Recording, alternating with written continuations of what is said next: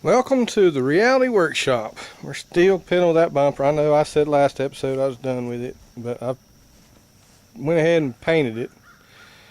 I primed it a couple of days ago. Let that primer have time to dry out, cure out. Not dead too bad, but it is just a bumper. Just a reality bumper, man. I made it here at the house. The paint we used is tractor, truck, and implement oil-based enamel from Magic. There's the clear that goes with it, the reducer, and the hardener. Okay, now talk a little bit about paint. This stuff is relatively inexpensive, and you pay for what you get. I think that gallon was $30, I think, a gallon for paint, something like that. The trick of spraying, and it took me a while to learn this, because I'm a touch coat kind of person. You know, I spray a coat, I go touch it. If it's tacky, I'll hit it again. If it's tacky, I'll hit it again until I get whatever amount of coats that I want. Usually no more than 3 coats. This stuff, it'll tack up, it'll act like it's gonna, be fine to spray, and then you'll spray it, and then it'll run on you. It'll run right off your work. So I usually allow, in between sprays, about 30, 40 minutes in between coats. So I usually just put 2 coats.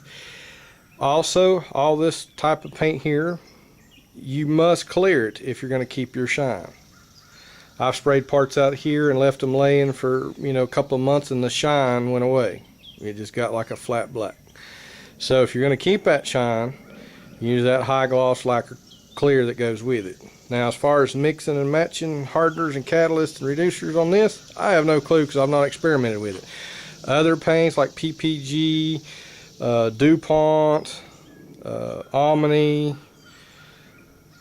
and Martin Senior, you can mix some hardeners and reducers and stuff like that depending on what you're dealing with, if it's acrylic enamel or if it's urethane enamel. So depending on what you're doing and what you got, and if you painted enough and understand, you can get by with mix matching stuff. But this here, I don't know much about it. I've had to call several times and talk to the geniuses who dream that stuff up and kind of get a feel for what I was doing.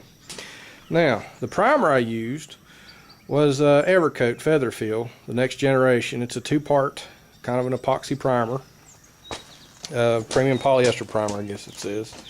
You got your activator there, and then now I didn't buy that just specifically for this bumper. I had this left over from doing the car. So now you got to be careful when you're buying this kind of material.